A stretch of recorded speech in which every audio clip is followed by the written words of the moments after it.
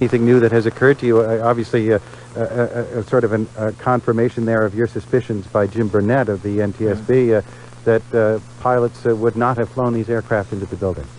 You know, one thing that is going through my mind will be the question that everyone will ask, and that is, how could it happen?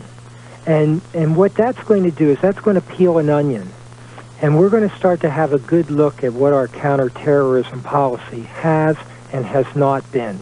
And I think that when we have a look at that, what we're going to find is that there has been much less attention to what inside the system are sometimes called proactive measures to deal with terrorism. Rather, we've treated it mainly as a law enforcement problem and one that we react to.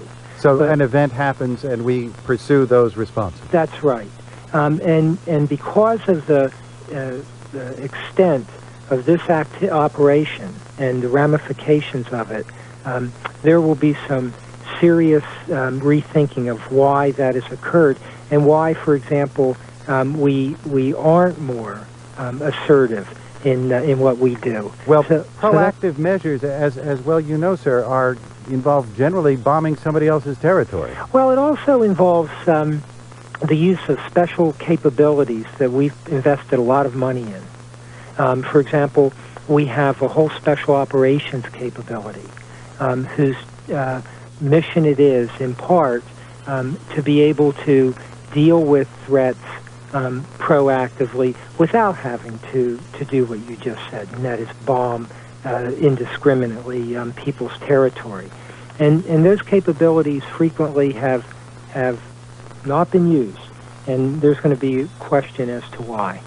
For fear of international repercussions, but specifically why, I'm sure there will be many questions. Also about airport security, how planes at 3 different airports were able to be hijacked.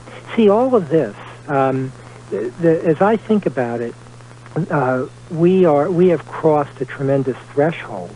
And just think about the questions that are going to be asked about domestic security. Now, you know, very sensitive subject as well, because, of course, that cuts right into the area of our own rights. All of this will be on the table because of this event.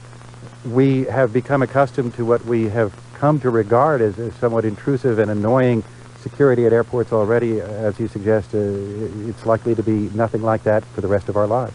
I think that's true. And so that's what I mean by the ramifications of this will touch all aspects of policy and security. And that's why I say we have crossed a tremendous threshold today.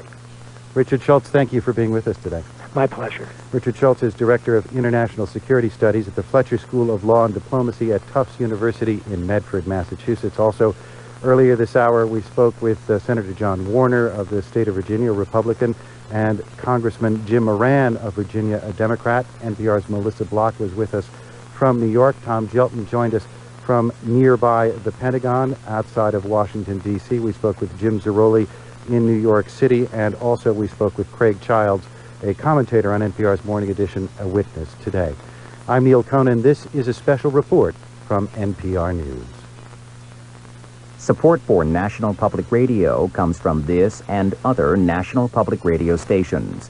Contributors also include the Corporation for Public Broadcasting, the John D. and Catherine T. MacArthur Foundation, the Annie E. Casey Foundation, supporting families and neighborhoods by funding initiatives aimed at helping disadvantaged children, on the web at aecf.org, and the Wallace Reader's Digest Funds, saluting cultural programming on NPR, recipient of the year 2000 National Medal of Arts. This is NPR, National Public Radio.